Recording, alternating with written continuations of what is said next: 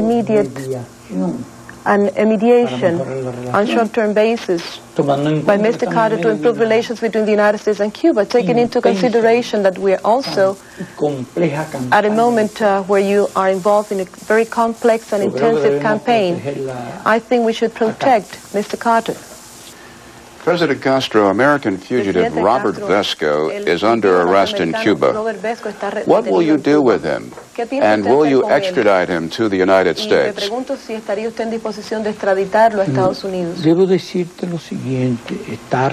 I should say the following. He is arrested because of his behavior, which breaks our laws. Some of his activities have been illegal, and they are in violation of our laws. Vesco arrived in Cuba when he had a serious health problem. And friends of ours from Costa Rica, important personalities from Costa Rica, a very important personality whose name I prefer not to mention, a very respectable person, asked us to provide medical care for Robert Vesco. And we acceded to that. He was given the medical treatment, he came out right. After that, it was necessary for him to have some further checkups. And it was in that way that Mr. Vesco arrived in Cuba. Later on, he requested to live in our country. With this background of having received medical care in Cuba, it was also the request of other friends of ours that we took his request into consideration, so we accepted it, provided that he accepted the laws of our country and he behaved accordingly. And that was how he lived for a number of years. However, from the very first moment, we gave instructions to our people not to enter into any kind of economic relations with Mr. Vesco. Any kind of business relations with him were forbidden. As far as I know, some people took advantage of his experience in business and asked him questions about some financial transactions or economic deals, but there were no economic dealings with them properly. However, Vesco tried to make contacts with industries, he tried to get involved in businesses in Cuba, and he started to conduct some activities which were really breaking the laws and violating the instructions that we had given him and we had given our people not to have him involved in any business with Cuba. So we decided to have him arrested and conduct a serious investigation on all of his activities in our country. Now then, you asked me whether we would be willing to extradite him to the United States. And I ask you why?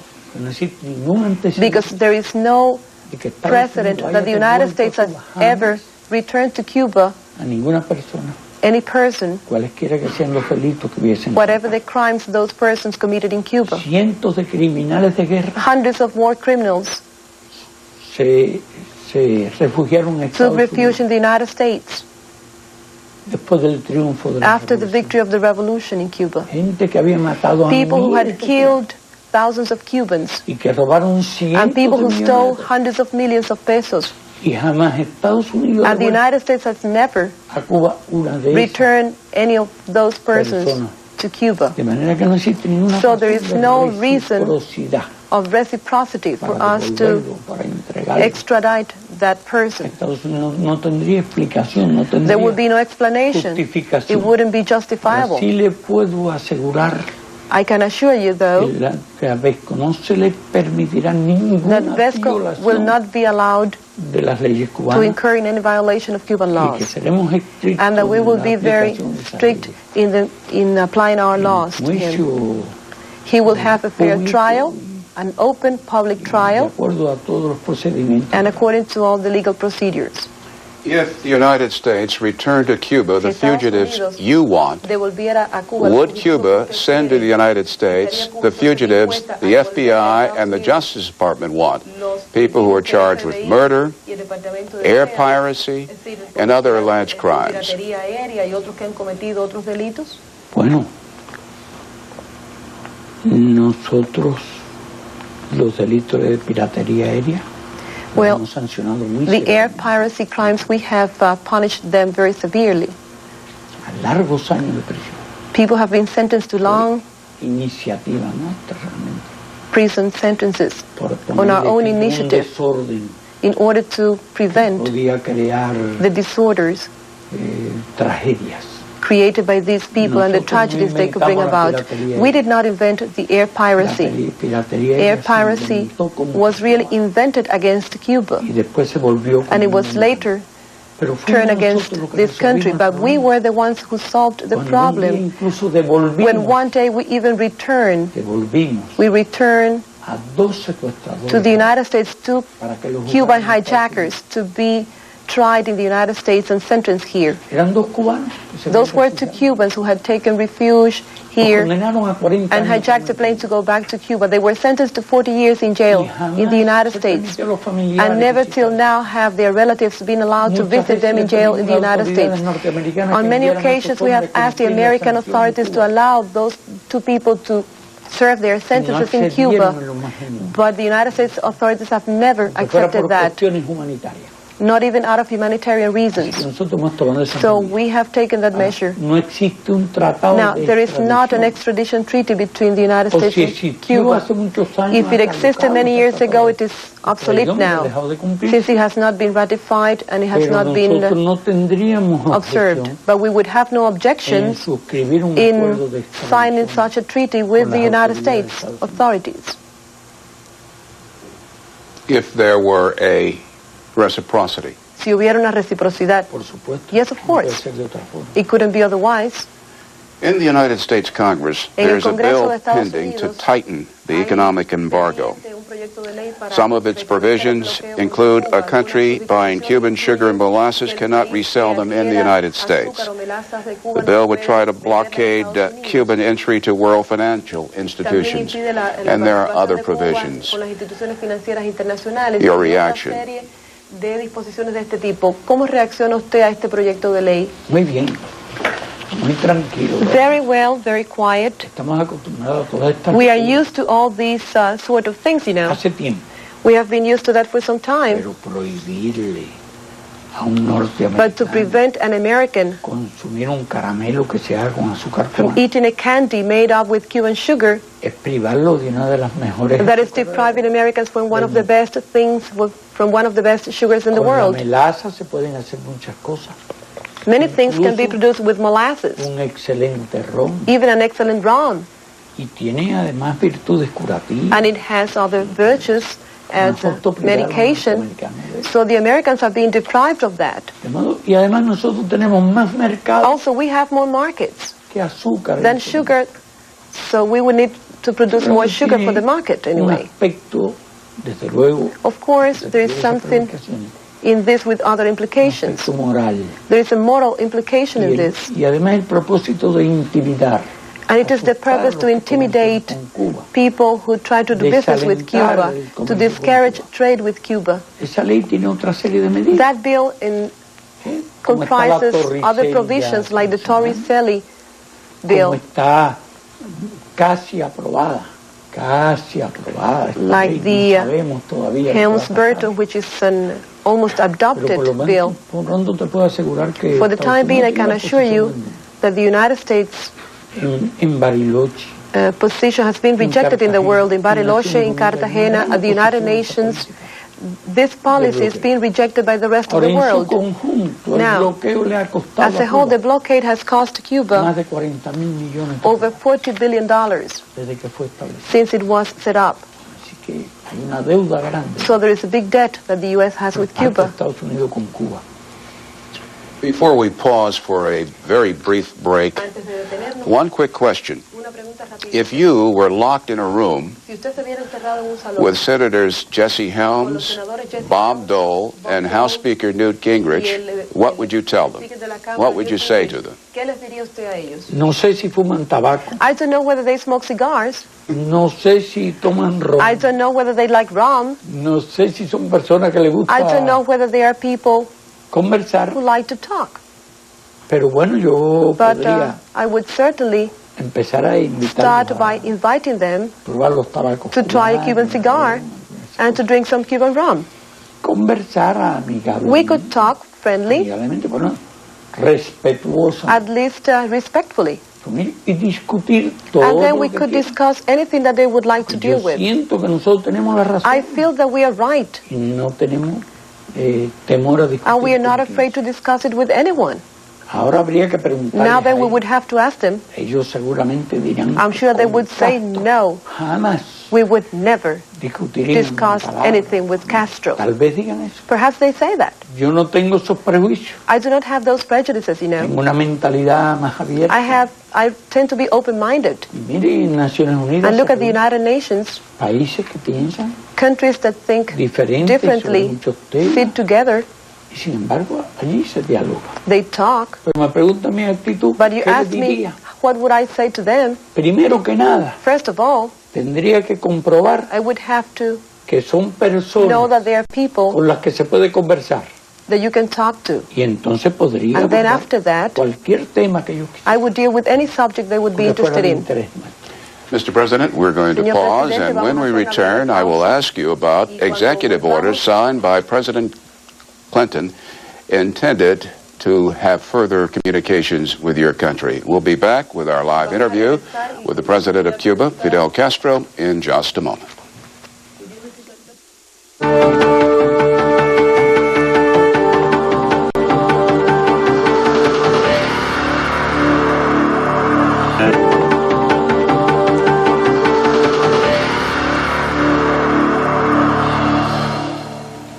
Continuing our interview with President Fidel Castro of Cuba.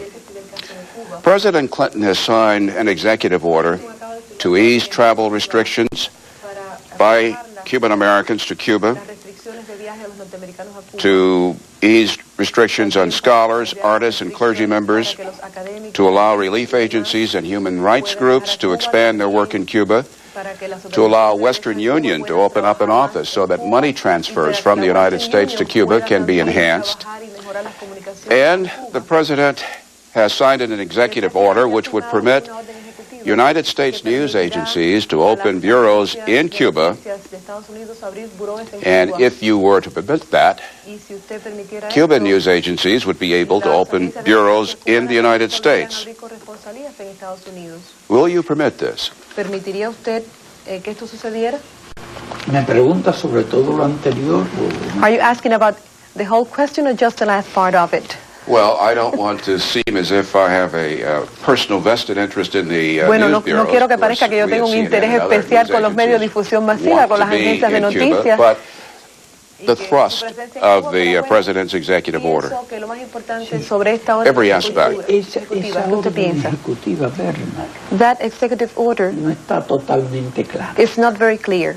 Todavía It's no not se absolutely entiende clear bien. for us, not yet. Porque dice que en circunstancias Because it says that extremas y de in the emergencia case of extreme emergency se permitiría a los conditions, cubanos visitar Cubans would be allowed to visit their Cuba, relatives in cubanos Cuba. o los Cuban cubanos Americans. residentes que viven en Estados Unidos, residentes aquí. Or people who live here. ¿Qué se entiende por situación? What do you understand by extremely situations of extreme emergency? Bueno, es una abuela que está a punto de morir. Is that a grandmother who's about to die? Is that an emergency situation? Es una madre que tiene un cáncer. It is a mother who's dying of a terminal disease? O es un hombre que quiere ver una Or is película. it a man who wants to visit his girlfriend?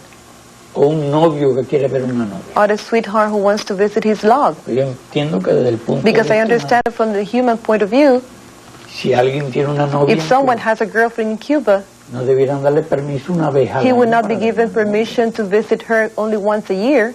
Esas no son las mejores condiciones Those para are el not the best of desarrollo conditions for the development de un romance. of a love affair.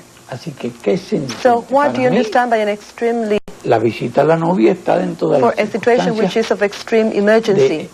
For me to visit a girlfriend is also an extreme emergency situation. No se comprende bien so it is not clearly understood.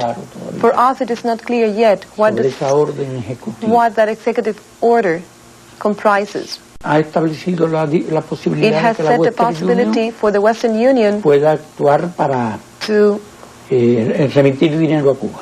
Send money to Cuba. Pero fíjate que los cubanos but look that the Cubans are the only ones. The Cuban Americans are the only residents in the United States a los cuales se le prohíbe who are not allowed to visit their relatives en condiciones normales.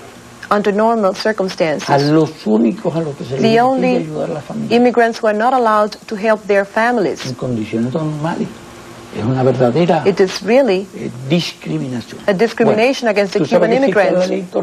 You know that the Torricelli Act exists el llamado Carril 2 and the so-called Track 2, Torricelli Act Track 2. Publicly, it has been said that there are two ways to destroy the revolution. One is through the Torricelli Act and the other one through the Helms-Burton Act. Pero la ley Torricelli es dura. Bill. But the Torricelli Act is tough. It's really tough on Cuba. It is a tough law. And Clinton has declared that he intended to reinforce the blockade against Cuba. But that's a kind of statement that is not very clear to us. They want exchanges. Of course, they want to send sociologists, philosophers, politicians. However, they don't want to send to us experts in computers, mathematicians, experts in biotechnology,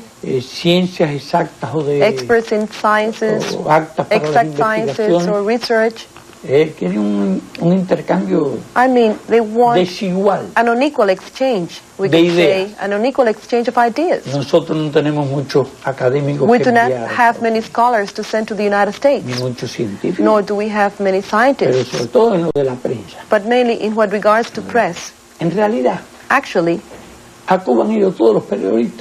every journalist who has wanted has gone to Cuba.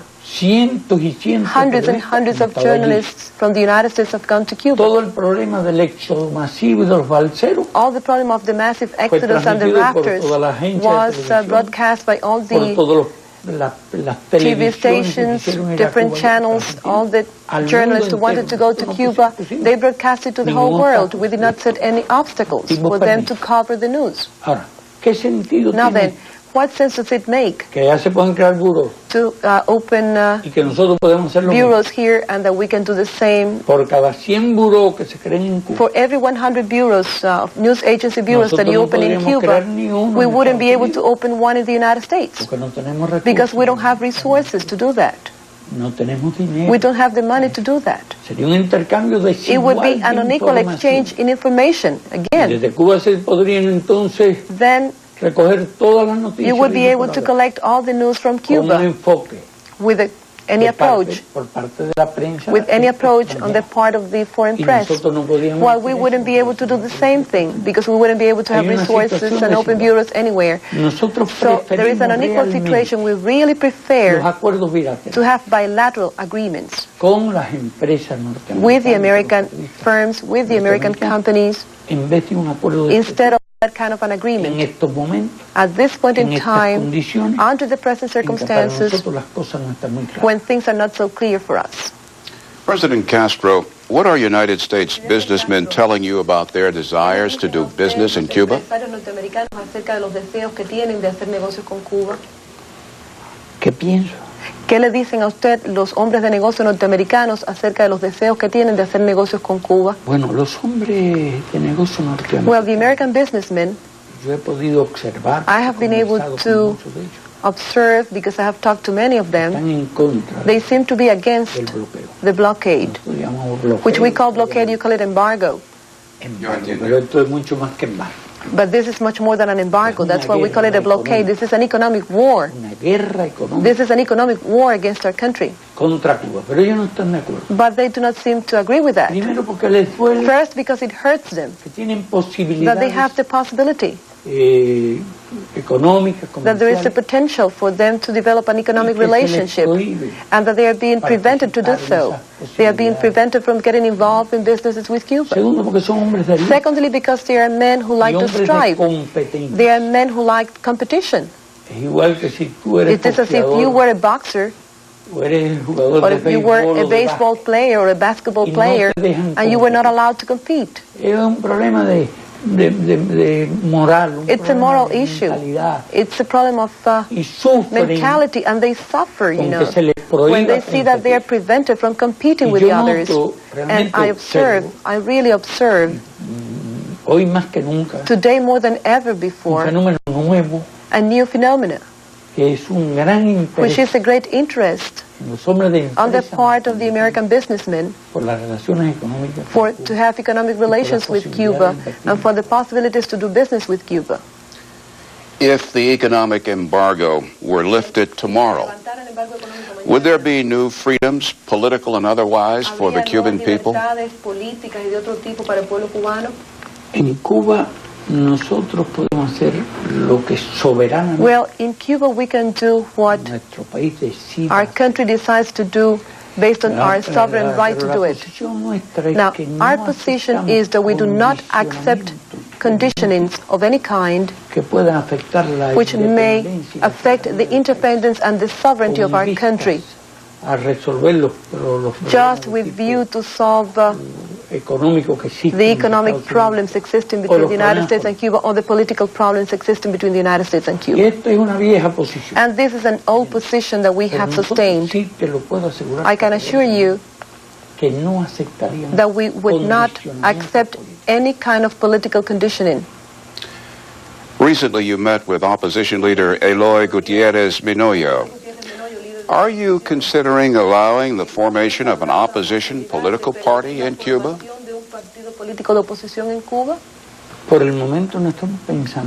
the time being, we are not considering that. We are not thinking. When you say for the time being? ¿Qué quiere decir cuando usted dice por el momento?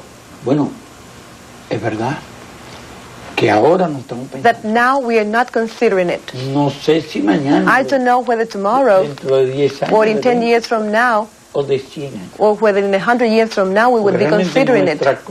Actually, according to our way of thinking, we believe that the multi-party system is not what is more convenient for our country now, because we cannot divide our country. We cannot fragment our people. We need to keep it united. We cannot divide it in 100 pieces. There are some people who argue that this solidarity that you treasure is a form of oppression. Which one? You say that political parties would fracture your country. There are some Cubans who say that is what Cuba needs. Algunos dirían que eso no es justamente lo que necesita Cuba, fragmentarse. Bueno, si nosotros nos hubiésemos fragmentado, if we had fractured, si nuestro pueblo se hubiese if our people had divided before, no habría podido resistir el golpe. It wouldn't have been able to withstand the terrible blow meant by the United States blockade on Cuba. Nor would it have been able to withstand the collapse of the socialist camp and the demise of the Soviet Union. And this is in agreement with our tradition, because when the War for Independence started, José Martí, our national hero, organized one party.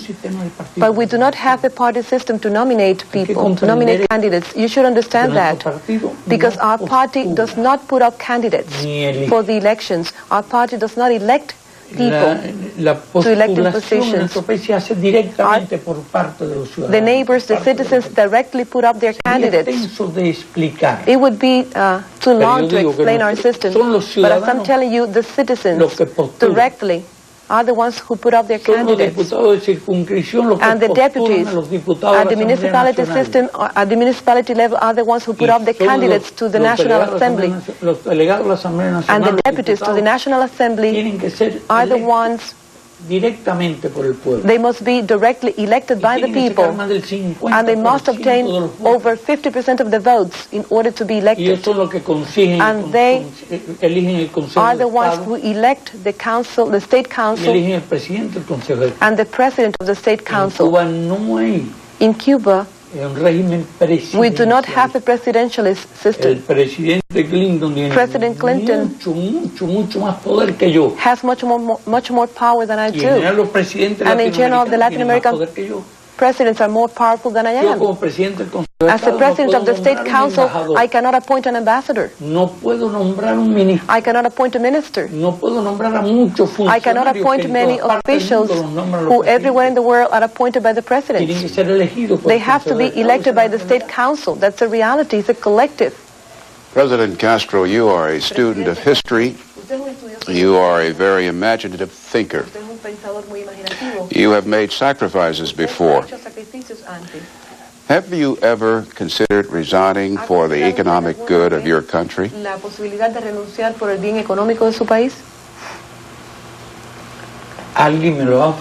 Has anyone offered me?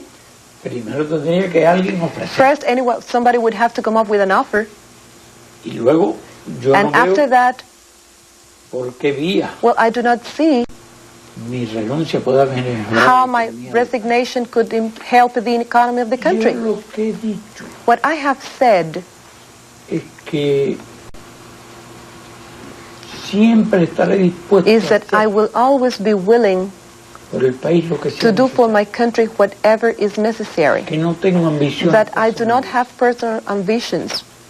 That I simply discharge my duties, the ones that have been imposed on me. I am not the one who have imposed these duties on myself, but rather life, the revolution itself has imposed this task on me. But I said before that we would not be willing to accept any conditioning, any political conditions. And if I were to accept that idea, I would be accepting that in Cuba political changes could take place, even the resignation of the leaders of the revolution could take place in exchange for the solution of economic problems. We are willing to give our life for our people, but we are not willing to sacrifice the independence of our country. We are not willing to sacrifice the sovereignty of our country. We are not willing to sacrifice our principles. If I were to accept that, that would be in contradiction with what I said before. What will be next for Cuba after Fidel? Después de Fidel, ¿qué pasará en Cuba? As I said to a group of friends yesterday who asked that same question, that is not my problem. That is the problem for the ones who come after me. The dead do not give their views. And the retired people, when they give their views, they are not paying any attention. That's the truth. We are all mortal beings. One day, I will be dead, you will be dead. Todos somos seres humanos, un día yo How moriré, do you want to be remembered by the Cuban people and by the world? Y por el mundo? ¿No te parece que es un poco difícil hablar de un momento? Don't you think it is a little bit too difficult to speak about oneself? Ahora, Now then, no me dejo llevar por la vanidad I do not let myself be guided by vanity, de la gloria, by glory, ni del juicio or de la historia. by the judgment of history. Los hombres pasan, Men pass away, y de vez en cuando and once in a while, se les recuerda. they are remembered.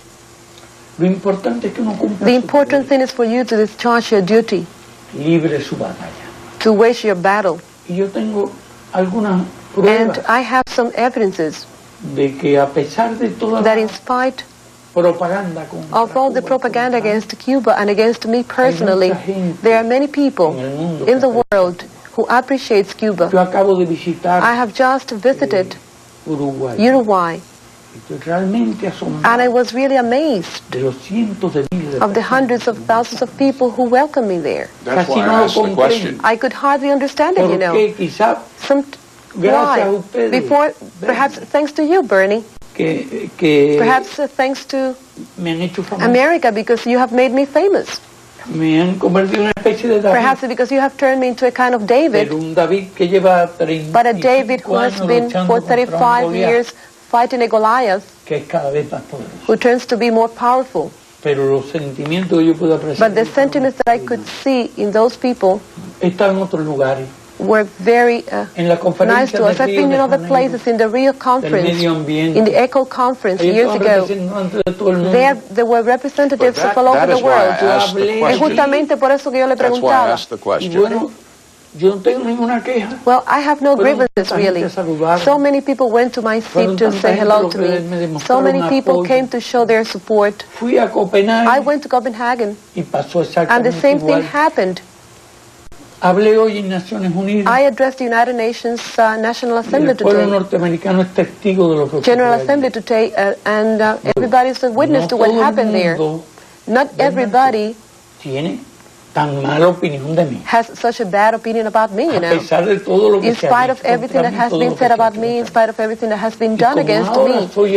And as nowadays I am practically the only one, the only country against which the propaganda is concentrated, then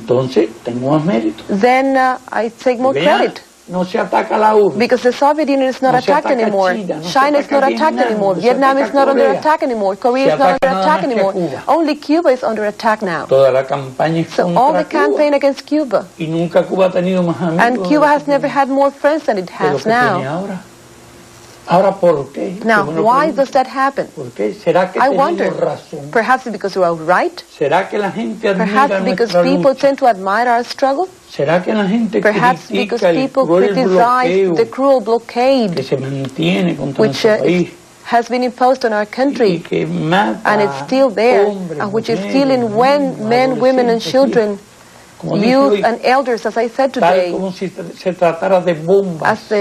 as noiseless atom bombs, killing our people. You know, Bernie, people tend not to have such a bad opinion about me. Now, what will be the opinion of people in the future? That should not be the essential thing for a man. For a man who's striving, for a man who feels that he has a task, who has a mission, somebody who's acting in accordance with certain principles. But if the opinion is that one, what we see in many people today, perhaps tomorrow they will not pass a bad judgment on me, because nobody will be able to deny that for over 35 years we resisted the pressure, the harassment, and the threats of the most powerful power in the world and the most powerful country in history, both politically, economically, and militarily. We have resisted those pressures. We have resisted the collapse of the socialist camp and the demise of the Soviet Union. People seem to be capable of admiring that, those merits. People seem to be capable of appreciating that. I think I do not deserve to be given credit for that, but the Cuban people, yes, the Cuban people should take credit for that. What I care is not what the people think about me, and I tell you that sincerely. I don't care what they think about me. I prefer to believe how they're going to judge my people, and I think that my people deserve high credit historically for what it has done. Religion. Religión. When and where will you meet with Pope John Paul II? ¿Cuándo y dónde se reuniría usted con el Papa Juan Pablo II? ¿Cómo y cuándo? No te puedo responder. When and how, I cannot answer that. Realmente se ha hablado. Actually, there have been talks. No es un imposible. It is not something impossible. Y han sido ciertos factores. And there have been certain factors of a political nature asociado a las relaciones associated to relations, nuestra con la alta jerarquía, associated to our relations with the Catholic hierarchy in Cuba, what has been having an influence one way or another on this possibility. We do not think that the visit of the Pope should become into an instrument to promote more frictions and contradictions and conflicts between the Church, between the Catholic Church or the hierarchy of the Catholic Church in Cuba and the revolution. They have made their tough statements. They publish their tough statements about the government, but all that has been handled tactfully by us. However, that has been a factor which has jeopardized the possibility of a visit by the Pope to Cuba. But I'd like to say that I hold the Pope in high esteem. I think he's one of the most brilliant personalities that the Church has had in the last few centuries. There are many things in which we coincide, you know. Though I do not agree with him in everything, I do agree with him in many things. He's a person that deserves our highest consideration and respect. Mr. President, we are running out of time. I have 10 more questions. I will continue. I will try to be shorter in my answers. Gracias. But you forced me to speak, you see. The group, Human Rights Watch America, says that many of the meetings of the evangelical Christian movement, many of their meeting places have been shut down by your government.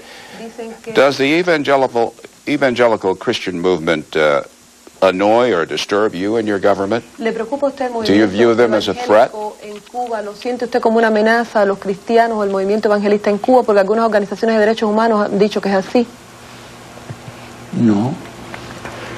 Por el contrario, nosotros tenemos No, quite the opposite. We have excellent relations con las iglesias evangélicas. with the evangelical churches. Excelente. Excellent relations, Desde really. el principio de la revolución. From the beginning of the revolution up to now. Que realmente, because to tell the truth, the Catholic Church in our country was the church of the wealthy. No había una sola iglesia. There was not one Catholic church in the countryside. That is the historical truth.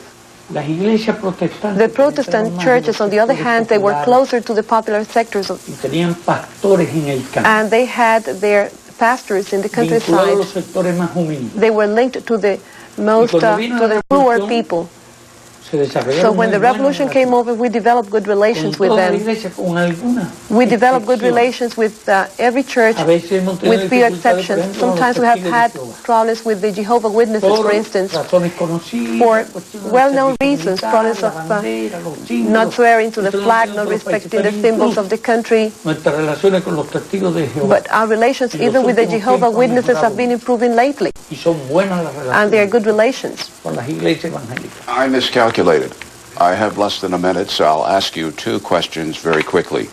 You're wearing a civilian business suit more and more these days. Why? Cada vez con más frecuencia lo vemos a usted vestido de traje. ¿Por qué? Eso porque en Cartagena. That's because in Cartagena, una reunión cumbre, at a summit conference, nos exigieron que teníamos we were asked to wear guayabera.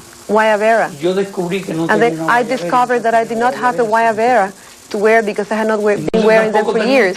Then I did not have a suit. Then a friendly family. Una persona de esa familia que a person in that family is a designer, so nos quiso obsequiar she presented me with these suits. Con un traje. Diseñó. She designed the suits, and here I am wearing these business suits, free of charge. No me siento mal. He hecho como Colin Powell. I have done like Colin Powell. I'm out of the uniform. He's dressed now in plain clothes. Pero para los actos, but only for these kind of activities. And lastly, y por último, and muy rápido, por favor. The World Series underway. The Cleveland Indians, the Atlanta Braves. La Serie Mundial están, your favorite team? Están los de Cleveland, el equipo de Cleveland y los Bravos de Atlanta. ¿Cuál es su favorito? Quizás por mi amistad. Perhaps because of my friendship with Ted Turner, the Atlanta Braves. President mejor sería un equipo cubano. Perhaps the Cuban team if it were there. President Castro, we thank you very, very much for joining us for this special 1-hour interview.